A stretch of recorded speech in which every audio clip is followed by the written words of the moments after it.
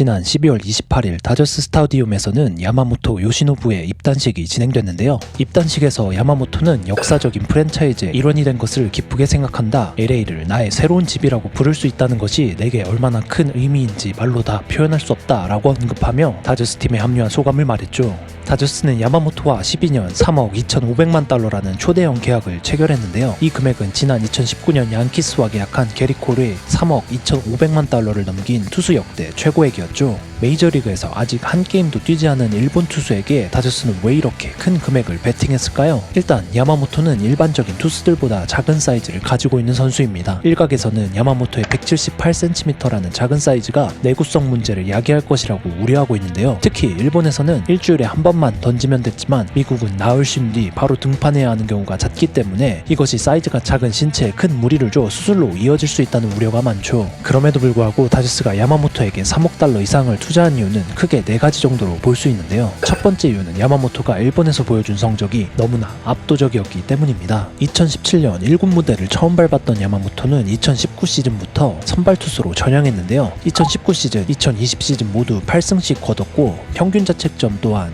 1.95, 2.20을 기록했죠. 그리고 야마모토는 이후 3시즌 동안 정말 말도 안 되는 압도적인 성적을 기록하게 되는데요. 2021년 26경기 18승 5패 ERA 1.39, 2022년 15승 5패 205탈삼진 ERA 1.68, 2023년 23경기 16승 6패 169탈삼진 ERA 1.21 이렇게 말도 안 되는 대기록을 달성한 야마모토는 3년 연속 투수 다승, 승률, 탈삼진, 평균 자책점 부문 4관왕, 3년 연속 퍼시픽 리그 MVP, 3년 연속 일본의 사이영상인 사와무라상을 수상하게 되죠. 다저스가 야마모토에게 큰 금액을 투자한 두 번째 이유는 야마모토의 패스트볼이 메이저리그에서 먹힐 만큼 뛰어난 구위를 갖추고 있기 때문입니다. 1965년 무라카미 미사노리가 일본인으로서 최초의 메이저리그 선수가 된 이후 45명 이상의 투수가 일본에서 미국으로 건너갔는데요. 그중 대부분은 일본에서 최고의 스타였으며 어느 정도 미국에서 커리어를 성공적으로 이어나갔지만 그렇지 못했던 선수들도 많았죠. 따라서 타 리그의 지표가 메이저리그라는 빅리그에서도 통할지 말지를 예측하는 것은 현재 외국 선수를 영입할 때 꼭 봐야 할 중요한 요소로 자리 잡았는데요. 10년 전만 해도 투수의 스터프를 분석하는 방법은 레이더건에서 읽는 패스트볼 속도 또는 주관적인 의견밖에 없었지만 투구 추적 기술의 발달과 함께 빅리그의 여러 분석팀들은 NPB 투수로부터 더욱더 많은 데이터를 얻을 수 있었고 이를 통해 이 선수가 MLB 타자들을 상대로 어느 정도 활약을 할 수 있을지 더 자세히 분석할 수 있게 됐죠. 폭스 스포츠의 MLB 분석가 제이크 민치에 따르면 야마모토에게 여러 구단들이 큰 금액을 베팅했던 이유는 그들이 야마모토의 기본 투구 데이터를 MLB 타자들을 상대로 해석한 결과와 관련이 있다고 언급했는데요. 특히 구단들은 이러한 데이터를 바탕으로 2023년 야마모토가 던진 투구 중 41.7%를 차지했던 포심 패스트볼이 빅리그에서 분명히 통할 것으로 보고 있다고 말했죠. 그렇다면 야마모토의 패스트볼이 현지에서 이렇게 높은 평가를 받는 이유는 무엇일까요? 제이크 민치의 기사에 따르면 이유는 크게 3가지 정도로 볼 수 있습니다.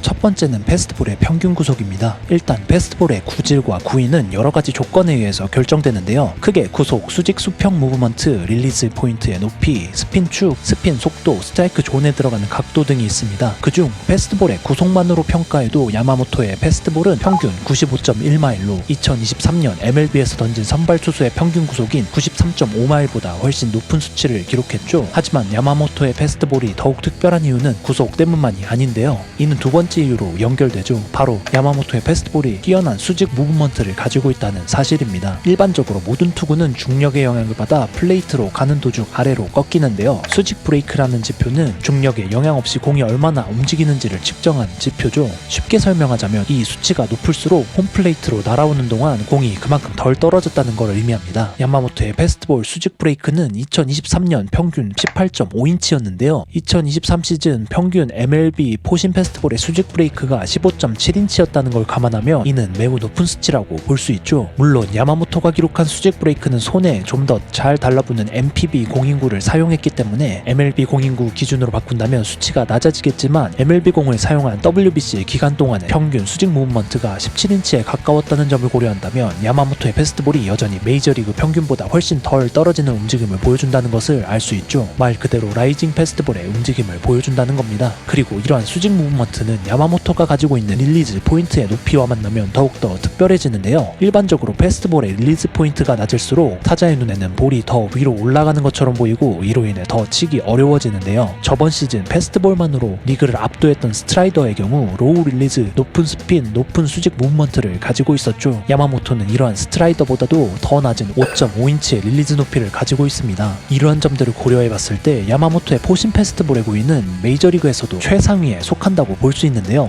야마모토의 장점은 이뿐만이 아닙니다. 제이크 민츠가 뽑은 또 다른 장점은 바로 야마모토의 뛰어난 컨트롤입니다. 2023 시즌 메이저리그 투수들 중 90이닝 이상을 던지고 패스트볼 평균 구속이 95마일 이상, 수직 무브먼트 17인치 이상을 던진 투수들을 나열해보면 다음과 같은데요. 아메리칸 리그 싸이 영상을 수상한 게리 콜, 내셔널리그 싸이 영상을 수상한 블레이크 스냅, 애틀란타의 에이스 스펜서 스트라이더, 차기 마이애미의 에이스 페레즈 등이 있었죠. 이들이 기록한 9이닝당 볼넷 개수는 2.07, 4.95, 2.8, 3.05였는데요. 야마모토는 1.54로 앞에 언급한 모든 투수들보다 훨씬 낮은 수치를 기록했죠. 물론 리그가 다르기 때문에 직접적인 비교는 어려울 수 있지만 그 점을 감안한다고 해도 야마모토의 성적이 뛰어나다는 것은 부인할 수 없는데요. 여기에 25살이라는 어린 나이는 앞으로 더 발전할 가능성이 충분히 있다는 것을 의미했죠. 다저스가 야마모토에게 거액을 투자한 마지막 이유는 야마모토가 이미 뛰어난 세컨더리 피치를 보유하고 있었기 때문인데요. 야마모토가 작년에 던진 공 중 26.3%는 스플리터였습니다. 지난 WBC에서 엄청난 위력을 뽐내며 포심과 스플리터라는 막강한 조합을 보여줬죠. 평균 시속 144km라는 빠른 구속으로 타자의 눈앞에서 뚝 떨어지는 야마모토의 스플리터는 강력한 구위의 패스트볼과 같이 던져졌을 때 긴 터널링 구간 이후 완벽하게 스트라이크 존 타겟 분리가 이루어졌고 이로 인해 타자들은 속수무책으로 삼진을 당할 수밖에 없었습니다. 한편 MLB 분석가인 제이크는 야마모토의 세 번째 구종인 커브는 NPB에서는 상당히 효과적인 구종이었지만 느리고 각이 크다라는 점을 고려했을 때 최근 각이 큰 커브를 컨택해 나가는 빅리그 타자들을 상대로 효율적이지 않을 것 같다고 언급했는데요. 그럼에도 불구하고 야마모토의 전반적인 운동 능력과 커맨드는 매우 뛰어나다고 호평했죠. 이처럼 현지에서 엄청난 기대를 받고 있는 야마모토 요시노부, 전문가들은 오타니가 투수로 뛸 수 없는 이번 연도에 야마모토가 다저스의 1선발을 맡아줄 것으로 예상하고 있는데요. 과연 야마모토는 구단의 기대에 미치는 성적을 기록할 수 있을까요? 그리고 서울 시리즈에서 야마모토는 어떤 모습을 보여줄까요? 여러분들의 생각이 궁금합니다. 지금까지 스포츠 탐구 영역이었습니다.